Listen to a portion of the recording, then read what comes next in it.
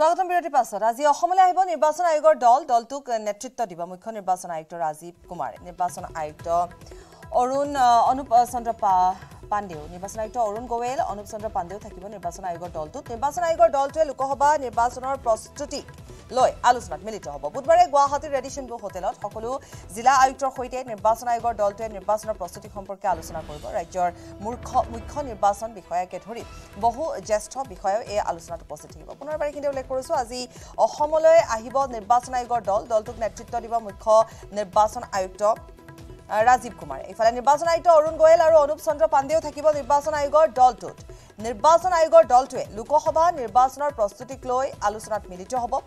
বুধবাৰে গুৱাহাটীৰ Radisson blue হোটেলত সকলো জিলা আয়ুক্তৰ সৈতে নিৰ্বাচন আয়োগৰ দলটোৱে নিৰ্বাচনৰ প্ৰস্তুতি সম্পৰ্কে আলোচনা কৰিব ৰাজ্যৰ মুখ্য নিৰ্বাচন বিষয়াকে ধৰি বহু জ্যেষ্ঠ বিষয়াও এই আলোচনাত উপস্থিত থাকিব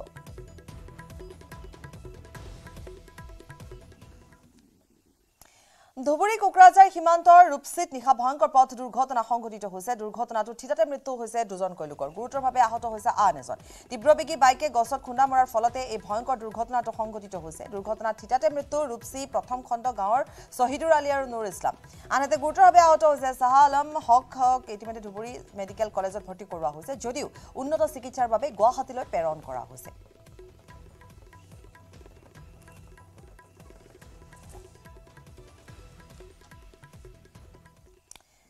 আহি আছে শিৱৰাত্ৰি আৰু ছদিনীয়া কাৰ্যসূচীৰে শিৱসাগৰৰ ঐতিহাসিক শিৱদৌলত পূজা আৰম্ভ হ'ব শতিকাৰ পৰাই শিৱসাগৰৰ ঐতিহাসিক শিৱদৌল চহৰত উদযাপন কৰি অহা হৈছে শ্ৰী শ্ৰী মহাশিৱৰাত্ৰি পূজা আৰু মেলা এইবাৰো ছদিনীয়া কাৰ্যসূচীৰে শ্ৰী শ্ৰী মহাশিৱৰাত্ৰি পূজা আৰু মেলা উদযাপন কৰা হৈছে মঙলবাৰে নিশা শিৱসাগৰত শ্ৰী শ্ৰী মহাশিৱৰাত্ৰি পূজা আৰু মেলাৰ শুভ উদ্বোধন কৰে কেন্দ্ৰীয় মন্ত্ৰী ৰামেশ্বৰ তেলীয়ে অহা 9 ফেব্ৰুৱাৰীলৈকে বিভিন্ন আধ্যাত্মিক সাংস্কৃতিক পুনৰ জনাইছো অহা 9 মাৰ্চলৈকে বিভিন্ন সামাজিক আধ্যাত্মিক সাংস্কৃতিক কাৰ্যসূচীৰে উদযাপন কৰা হ'ব শ্ৰী শ্ৰী মহাশিৱৰাত্ৰি পূজা আৰু মেলাৰ আটাইকেইটা দিনতে ভিন্ন প্ৰান্তৰ হাজাৰ হাজাৰ ভক্তৰ সমাগম হ'ব পোনপটীয়া সম্প্ৰচাৰত সংযুক্ত হৈছো শিৱসাগৰৰ পৰা আমাৰ সাংবাদিক প্ৰদীপ গগৈৰ সৈতে প্ৰদীপ শিৱসাগৰত যি ঐতিহাসিক শিৱদৌল আৰু শিৱদৌলৰ শিৱৰাত্ৰি আৰু যি মেলাৰ আয়োজন এই প্ৰস্তুতি কেনেদৰে চলিছে মেলাৰ পৰিৱেশ কিছু আপুনি দেখুৱাওক হয় জয়ন্ত স্বৰ্গদেউ শিৱসিংহৰ ৰাজত্বকালতে নিৰ্মাণ কৰা হৈছিলে ঐতিহাসিক শিৱদৌল আৰু এতিয়াৰ পৰা শিৱদৌলত বছৰি মহাশিৱৰাত্ৰি পূজা আৰু মেলা উদযাপন কৰি আছে শিৱৰাত্ৰিৰ পূজাৰ যি গাম্ভীৰ আধ্যাত্মিক পৰিৱেশ আৰু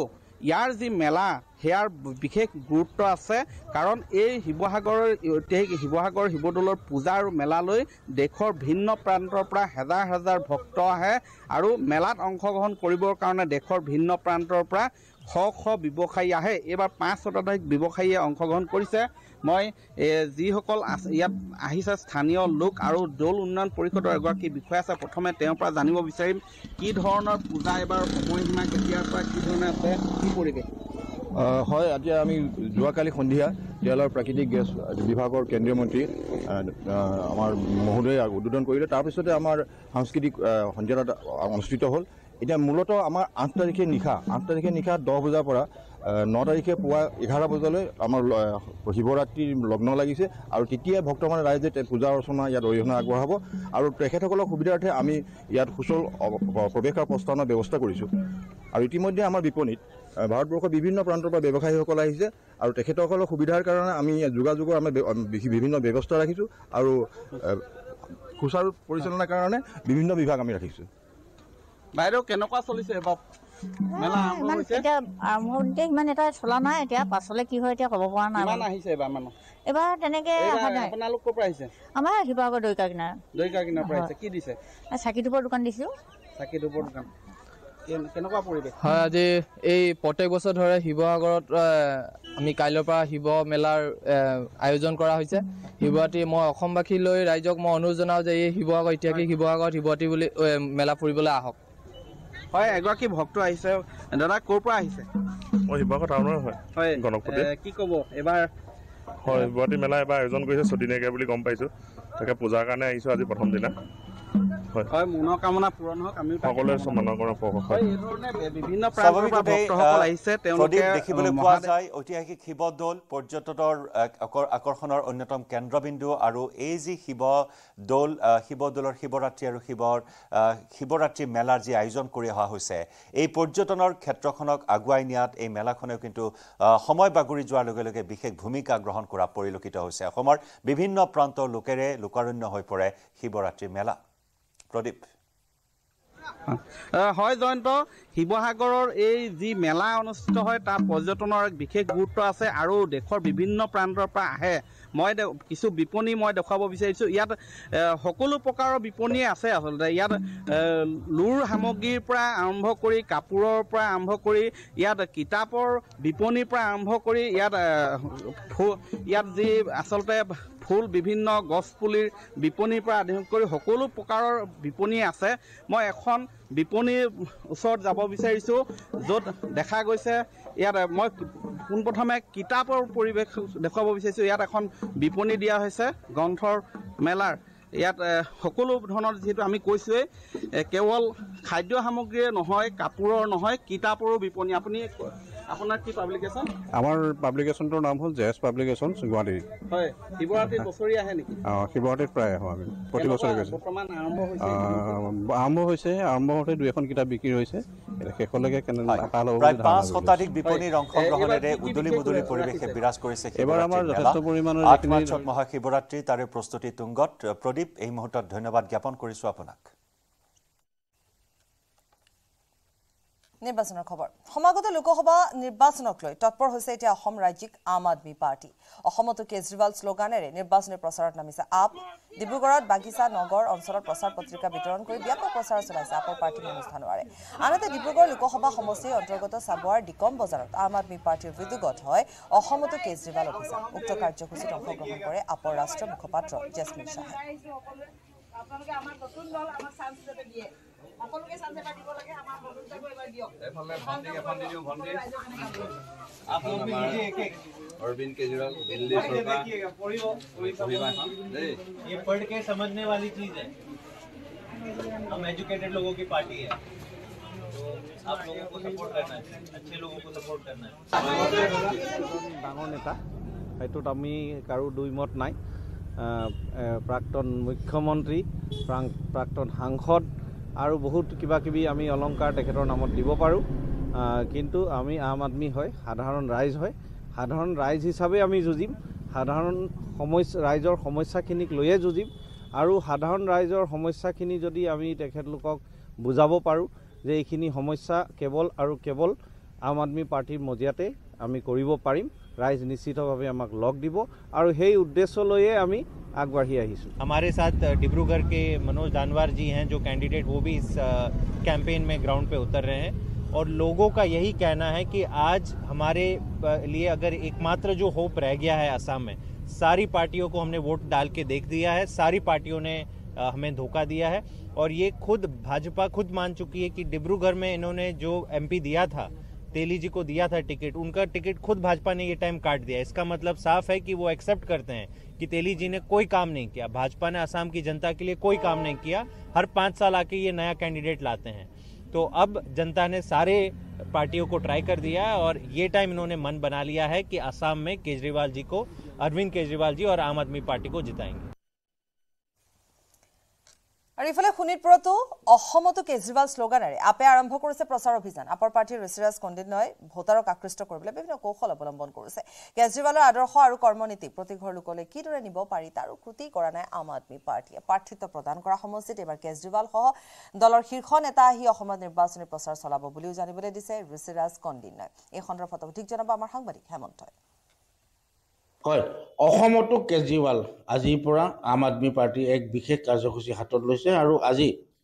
ক'ত কিদৰে এই কাৰ্যসূচী হাতত ল'ব সেয়া আমি শোণিতপুৰ জিলাৰ প্ৰাৰ্থীগৰাকীৰ পৰা পোনে জানিব বিচাৰিম কিন্তু আমি এইখিনিতে আমি উল্লেখ কৰিম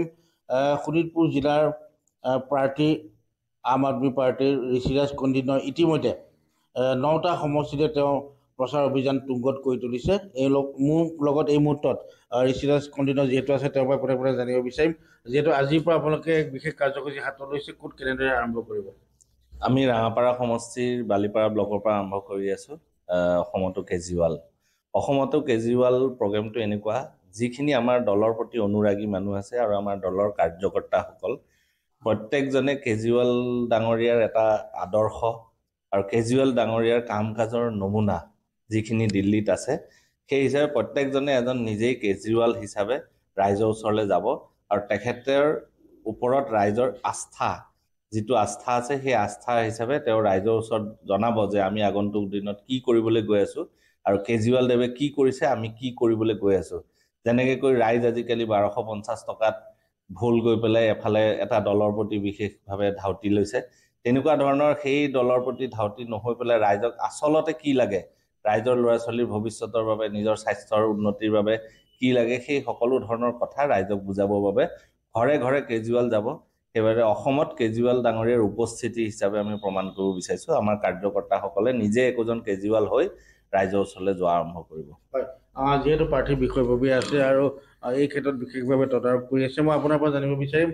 এই কাৰ্যসূচী যিহেতু আজিৰ পৰা হাতত লৈছে পৰ্যায়ক্ৰমে ক'ত ক'ত কেনেদৰে হ'ব? হয়, নমস্কাৰ। পোনপ্ৰথমতে আপোনালোকক ধন্যবাদ জনাইছোঁ। আমাৰ ৰাঙাপাৰা LACৰ আণ্ডাৰত বালিপাৰা গাঁও পঞ্চায়ত আমি প্ৰগ্ৰামটো ফ্লেগ অফ কৰিম আজি আৰু লগতে আৰু 5টা গাঁও পঞ্চায়ত আমাৰ তৈয়াৰ হৈ আছে। ৰঙাজান, মনচিৰি, চিংলিতলি, চিলনি আৰু ফুলবাৰী। এই পঞ্চায়ত অলৰেডি ৰেডি হৈ আছে। এই পঞ্চায়তবিলাকতো আমি আজিয়ে প্ৰগ্ৰামটো লঞ্চ কৰিম। অসমতো কেজৰিৱাল প্ৰগ্ৰাম পঞ্চায়ত লেভেল হ'ব। পঞ্চায়ত লেভেলত মানে পঞ্চায়তৰ ভিতৰত প্ৰত্যেকখন ঘৰত সোমোৱাৰ কাৰণে আমি ব্যৱস্থা হাতত লৈছোঁ। নৱম দিনত ভৰি দিলে অংগনবাড়ী কৰ্মী সহায়িকাৰ প্ৰতিবাদ। গতিকে আমি সেই সন্দৰ্ভত জনাই যাম যে 9টা দিন ধৰি তেওঁলোকে যিহেতু প্ৰতিবাদী কাৰ্যসূচী গ্ৰহণ কৰিছে, গতিকে সেই সন্দৰ্ভত সবিশেষ আমি কিছু সময় পিছতে জনাই যাম। এই মুহূৰ্তত এটা অন্য খবৰ আহিছে যে কাজিৰঙা ৰাষ্ট্ৰীয় উদ্যানত ইতিমধ্যে বহু সংখ্যক পৰ্যটক, টুৰিষ্ট গাইড আৰু ফটোগ্ৰাফাৰৰ কেমেৰাত বন্দী হোৱা সোণালী বাঘে দৃষ্টি আকৰ্ষণ কৰিছে সকলোৰে। আমি দেখুৱাইছোঁ কেনেধৰণে উৎসুকতা বৃদ্ধি পাইছে। ৰাষ্ট্ৰীয় উদ্যানখনত বৰ্তমান বাঘ প্ৰত্যক্ষ কৰাটো প্ৰায় সুলভ হৈ পৰিছে আৰু এইবাৰ আহিছে সোণালী বাঘৰ প্ৰসংগ। পৰ্যটকৰ মাজতো বৃদ্ধি পাইছে সোণালী বাঘ চোৱাৰ হেঁপাহ। একাংশ টুৰিষ্ট গাইডৰ মতে বিগত পৰ্যটন বৰ্ষত কহৰা বনাঞ্চলত এজনী মাইকী সোণালী বাঘৰ বিচৰণ প্ৰত্যক্ষ কৰা হৈছিলে, কিন্তু চলিত পৰ্যটন বৰ্ষত বাগৰি বনাঞ্চলত দেখা পোৱা গৈছে এটা মতা সোণালী বাঘো। ইয়াকে লৈ ৰাষ্ট্ৰীয় উদ্যানখনত 2টা সোণালী বাঘ থকাৰ কথা সদৰি কৰিছে টুৰিষ্ট গাইডে। কিছু ভিজুৱেলছ দেখুৱাইছোঁ যিবোৰ কেমেৰাত বন্দী হৈছে আৰু সকলোৰে দৃষ্টি আকৰ্ষণ কৰিছে, বিশেষকৈ পৰ্যটকসকলক।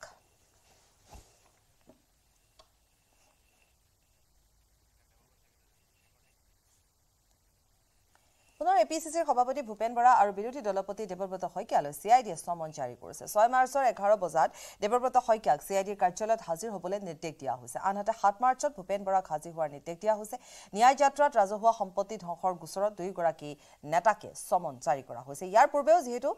সমন জাৰি কৰা হৈছিলে CIDৰ কাৰ্যালয়ত উপস্থিত হ'বৰ বাবে, আমি জাকিৰ হুছেইন সিকদাৰে CIDৰ কাৰ্যালয়ত উপস্থিত হৈছিল, কিন্তু ভূপেন বৰা উপস্থিত হোৱা নাছিল। তাৰপিছতে তেওঁ দলীয় কাম কাজৰ বাবে বা প্ৰাৰ্থী তালিকা চূড়ান্ত কৰিবৰ বাবে তেওঁ উপস্থিত হৈছিলে দিল্লীত আৰু এতিয়া পুনৰ এবাৰ সমন পঠিওৱা হৈছে ভূপেন বৰা আৰু বিৰোধী দলপতি দেৱব্ৰত শইকীয়ালৈ। CIDয়ে সমন জাৰি কৰিছে। 6 মাৰ্চৰ 11 বজাত দেৱব্ৰত শইকীয়াক CIDৰ কাৰ্যালয়ত হাজিৰ হোৱাৰ নিৰ্দেশ দিয়া হৈছে। আনহাতে 7 মাৰ্চত ভূপেন বৰাক হাজিৰ হোৱাৰ নিৰ্দেশ দিয়া হৈছে। ন্যায় যাত্ৰাত ৰাজহুৱা সম্পত্তি ধ্বংসৰ গোচৰত 2 গৰাকী নেতাক সমন জাৰি কৰা হৈছে। এই পুনৰবাৰ এইখিনিতে উল্লেখ কৰিব বিচাৰিছোঁ, কাৰণ ৰাজহুৱা সম্পত্তি ধ্বংসৰ যেহেতু অভিযোগ আছে তেওঁলোকৰ বিৰুদ্ধে, আৰু এই অভিযোগ উত্থাপন হৈছিলে ন্যায় যাত্ৰাৰ সময়ছোৱাত। ৰাহুল গান্ধী যেতিয়া আহিছিল তেতিয়াই ন্যায় যাত্ৰাৰ সময়ছোৱাতে এই বিভিন্ন ধৰণৰ অভিযোগ উত্থাপিত হৈছিল, আৰু সেই অভিযোগৰ ভিতৰত আছিলে যে তেওঁলোকে বিশেষকৈ যিহেতু ৰাজহুৱা সা সম্পত্তি ধ্বংস কৰাৰ গোচৰ তেওঁলোকৰ বিৰুদ্ধে ৰুজু হৈছিলে, আৰু সেই অনুপাতে তেওঁলোকৰ বিৰুদ্ধে যি গোচৰ আছিলে সেই সন্দৰ্ভত CIDয়ে সমন জাৰি কৰিছে। ইয়াৰ পূৰ্বেও যিহেতু CIDয়ে সমন জাৰি কৰিছিল, কিন্তু উপস্থিত হোৱা নাছিলে। বিশেষকৈ আমি কৈছোঁৱেই যে উপস্থিত হোৱা নাছিলে ভূপেন বৰা আৰু উপস্থিত হোৱা নাছিলে ইফালে দেৱব্ৰত শইকীয়াও, আৰু পুনৰ এবাৰ তেওঁলোকলৈ যিহেতু সমন জাৰি কৰা হৈছে। 6 মাৰ্চত হাজিৰ হ'বৰ বাবে নিৰ্দেশ দিয়া হৈছে। 7 মাৰ্চত ভূপেন বৰাক CIDৰ কাৰ্যালয়ত হাজিৰ হ'বৰ বাবে নিৰ্দেশ দিয়া হৈছে। পুনৰবাৰ আমি এইখিনি উল্লেখ কৰিছোঁ যে এই গোটেই কথাখিনি আৰম্ভ হৈছিলে কেতিয়াৰ পৰা ন্যায় যাত্ৰাৰ পৰা আৰম্ভ হৈছিলে ন্যায় যাত্ৰাৰ সময়ছোৱাত যিহেতু ৰাহুল গান্ধী যেতিয়া আহিছিল অসমলৈ আৰু সেই সময়ছোৱাতে প্ৰথম কথাটোৱে হৈছিলে যে যোৰহাটত প্ৰথম অঘটনটো যোৰহাটত সংঘটিত হৈছিলে আৰু যোৰহাটত তেওঁলোকক যিটো পথেৰে যাবলৈ দিয়া হৈছিলে সেই পথেৰে নগৈ তেওঁলোকে আন এটা পথেৰে গৈছিলে আৰু সেই আন পথটোৰে তেওঁলোক যেতিয়া গৈছিলে সেই সময়ছোৱাতে গড়ালি দি যাওঁতে সেই সময়ছোৱাতে কেইবাটাও সৰু সৰু দুৰ্ঘটনা সংঘটিত হৈছিলে কেইবাখনো বাইক মুখামুখিভাৱে সংঘৰ্ষ হৈ পৰি গৈছিলে অৱশ্যে তাত কোনো ধৰণৰ গুৰুতৰভাৱে আঘাতপ্ৰাপ্ত হোৱা নাছিলে কিন্তু সা সম্পত্তি বিনষ্ট হোৱাৰ অভিযোগ আছিলে ঠিক তেনেধৰণে গুৱাহাটীতো তেনেকুৱা ধৰণৰ কেইটামান ঘটনা সংঘটিত হৈছে তাৰ পিছতে গোচৰ ৰুজু কৰা হৈছিলে CIDয়ে সমন জাৰি কৰিছে বিজু কুমাৰ ডেকা আছে আমাৰ সৈতে আমি পুনৰ জানিম বিজু ডেকা ইতিমধ্যে ভূপেন বৰালৈ CIDয়ে সমন জাৰি কৰিছিল তেওঁ উপস্থিত হোৱা নাছিলে এতিয়া পুনৰ তেওঁলোকলৈ দেৱব্ৰত শইকীয়া আৰু তেওঁলৈ অৰ্থাৎ ভূপেন বৰালৈ সমন জাৰি কৰিছে হয় লোকসভা নিৰ্বাচনৰ প্ৰাক মুহূৰ্তত যদি এনে ধৰণৰ ব্যতিব্যস্ত হৈ থাকিবলগীয়া হয় নিশ্চিতভাৱে তেওঁলোকৰ মানসিক এটা চাপ পৰাটো স্বাভাৱিক কাৰণ ন্যায় যাত্ৰাৰ সময়ত ৰাজহুৱা সম্পত্তি নষ্ট কৰাৰ যিটো কথা কোৱা হৈছে আৰু সেই বিষয়ক লৈ পেলাই CIDত গোচৰ হস্তান্তৰ কৰা হ'ল আৰু সেই বিষয় লৈ পেলাই এবাৰ তেওঁলোকক সমন জাৰি কৰা হৈছিল প্ৰথমবাৰ তেওঁলোক যোৱা নাছিল বিৰোধী দলপতিগৰাকীও যোৱা নাছিল আৰু প্ৰদেশ কংগ্ৰেছৰ সভাপতি ভূপেন বৰাও তাত উল্লেখ CID মুখ্য কাৰ্যালয়ত হাজিৰ হোৱা নাছিল তাৰ পৰিপ্ৰেক্ষিতত পুনৰবাৰ তেওঁলোক দুয়োগৰাকীলৈ সুকীয়াকৈ এগৰাকীক 6 তাৰিখে এগৰাকীক 7 মাৰ্চত হাজিৰ হোৱাৰ নিৰ্দেশ দিয়া হৈছে আৰু এইবাৰ যদি তেওঁলোক হাজিৰ নহয় CID তদন্ত প্ৰক্ৰিয়াত তেওঁলোকে সহযোগ নকৰে তেতিয়াহ'লে যিখন সমন জাৰি কৰা হৈছে তাত উল্লেখ কৰা হৈছে যে তাত তেওঁলোকক গ্ৰেপ্তাৰ কৰাও সম্ভাৱনা আছে গ্ৰেপ্তাৰো হোৱাৰ সম্ভাৱনা আছে এনেধৰণৰ প্ৰেক্ষাপটত তেওঁলোক আচলতে হাজিৰ হ'ব নে নাই সেই কথাটো এই মুহূৰ্ততে কৈ দিব নোৱাৰি কাৰণ 7 তাৰিখে বিয়লি 6 বজাৰ পৰা AICC মুখ্য কাৰ্যালয়ত কংগ্ৰেছৰ কেন্দ্ৰীয় নিৰ্বাচন কমিটি বৈঠক আছে আৰু সেই বৈঠকত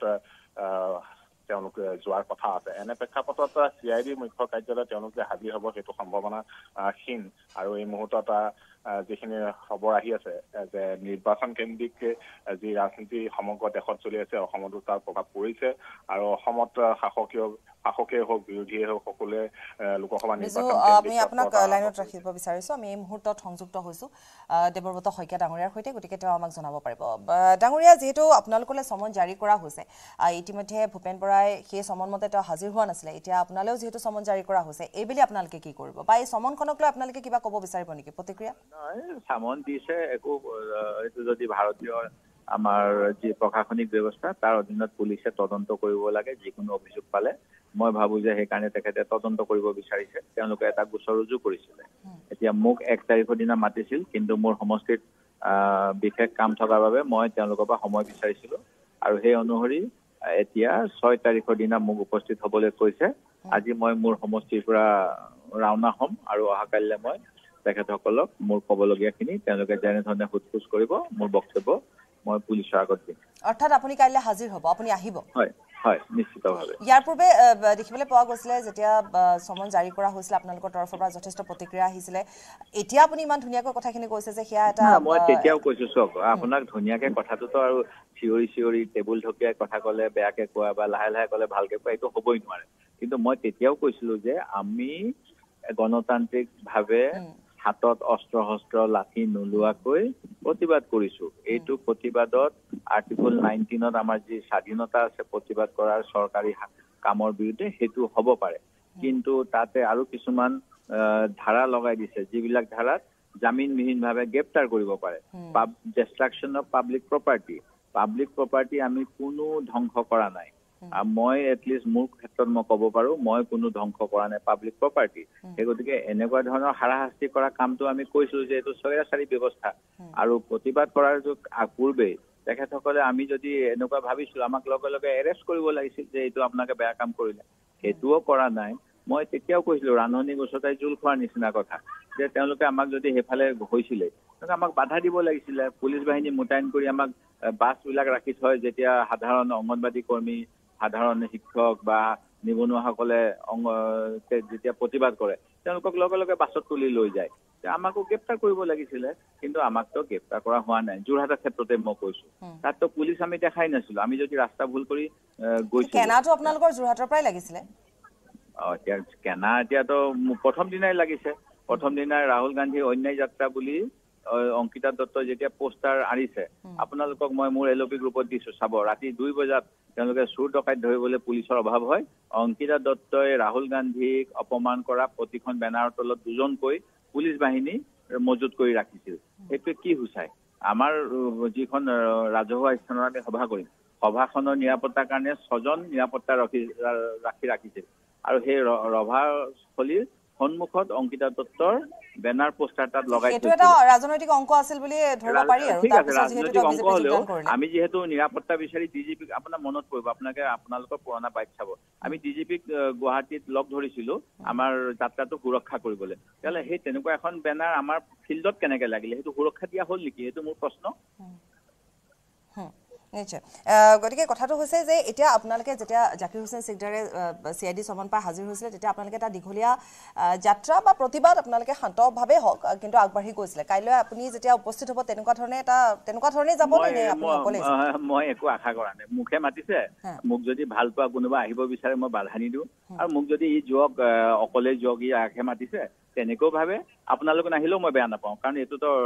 মোৰ ব্যক্তিগত কথা। আপোনালোকৰ কেমেৰাটো মই নিউজ 18ৰ নেদেখিলেও মই বেয়া নাপাওঁ। মই কাকো এইটোত পাব্লিচিটিও বিচৰা নাই, মই একো বিচৰা নাই। মোৰ যদি মই শাস্তি কৰিছো মিডিয়াৰ কথা কোৱা নাই, মিডিয়া বাৰু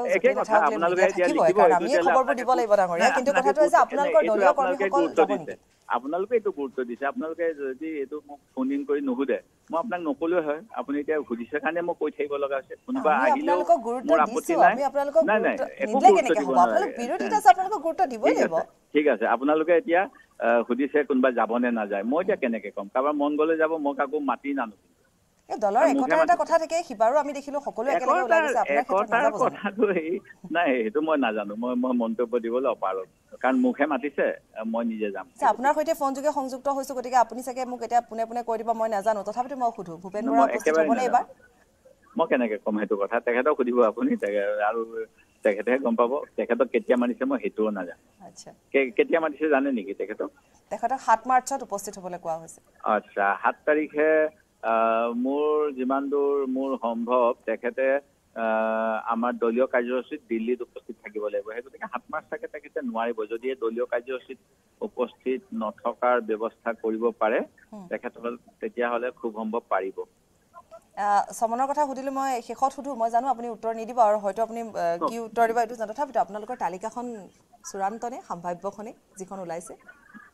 কেনেকে হ'ব পাৰে? আপোনালোকৰ সাম্ভাব্যটো 3টা চেনেলত 3 ৰকমৰ দিছে।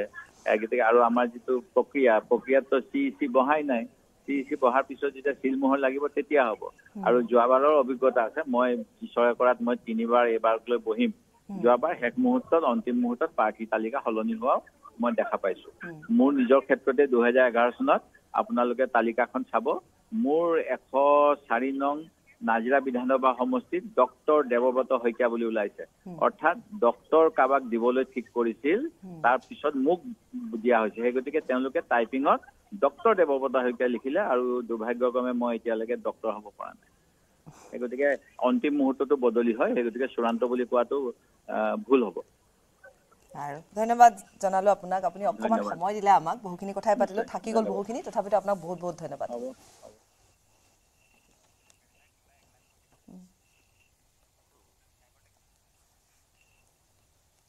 আৰু ইতিমধ্যে কিছু সময় পূৰ্বে জনাইছিলো যে 9ম দিনত ভৰি দিলে অংগনবাড়ী কৰ্মী সহায়িকাৰ প্ৰতিবাদে। অংগনবাড়ী কৰ্মী সহায়িকাৰ প্ৰতিবাদ অব্যাহত। 9ম দিনত ভৰি দিলে অংগনবাড়ী কৰ্মী সহায়িকাৰ প্ৰতিবাদে। মন্ত্ৰী অজন্তা নেওগৰে হোৱা আলোচনা বিফল হোৱাত অবিৰতভাৱে চলি আছে প্ৰতিবাদ।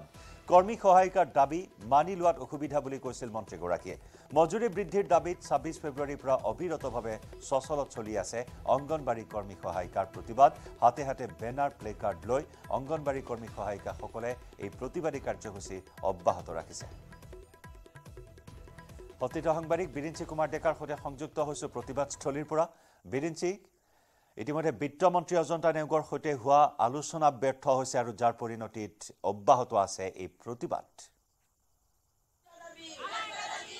নিশ্চয় জয়ন্ত, যে দেখা পোৱা গৈছে যে অংগনবাড়ী কৰ্মী সহায়িকাসকলে তেওঁলোকৰ যি প্ৰাপ্য, সেই প্ৰাপ্য আদায়ৰ দাবীত 26 তাৰিখৰ পৰা প্ৰতিবাদত বহিছিল আৰু পৰৱৰ্তী সময়ত 3 তাৰিখে যিগৰাকী বিভাগীয় মন্ত্ৰী অজন্তা নেওগৰ লগত তেখেতসকলৰ এখন বৈঠক হৈছিল কিন্তু সেই বৈঠকত আচলতে মন্ত্ৰীগৰাকী তেওঁলোকক কোনো ধৰণৰ সুদুত্তৰ দিব নোৱাৰিলে যাৰ বাবে তেওঁলোকৰ এই প্ৰতিবাদ 12 তাৰিখলৈকে অবিৰতভাৱে চলিব আৰু এই মুহূৰ্তত সচলত এতিয়া এনেধৰণে তেওঁলোকে আন্দোলনত বহিছে যে চৰকাৰে তেওঁলোকৰ এইসমূহ দাবী মানি ল'বই লাগিব গতিকে দাবী মানি নোলোৱা পৰ্যন্ত তেওঁলোকে সচল ত্যাগ নকৰে বুলি তেখেতসকলে এটা ইয়াৰ পৰা হুংকাৰ দিছে গতিকে ইয়াত ৰাজ্যৰ পৰা 1,26,000 কৰ্মী সহায়িকা যেহেতু আছে সেই কৰ্মী সহায়িকাসকলে ইয়াত প্ৰতিদিনে নিশা কটা প্ৰতিবাদত অব্যাহত ৰাখিছে আৰু মই সভাপতিৰ ওচৰলৈ যাব খুজিছোঁ বাইদেউ আপোনালোকে আজি 9ম দিনত ভৰি দিলে একো সদুত্তৰ অহা নাই নেকি মানে সদুত্তৰ নাহিলেও আমাক 26 তাৰিখে আমাৰ সঞ্চালক কাৰ্যালয়ৰ দুগৰাকী অফিচাৰ এগৰাকী ডেপুটি ডাইৰেক্টৰ এগৰাকী জইণ্ট ডাইৰেক্টৰ এওঁলোকে আমাক মৌখিকভাৱে ক'লে যে তোমালোকক 3 তাৰিখে অজন্তা বাইদেউ মানে আমাৰ বিভাগীয় মিনিষ্টাৰ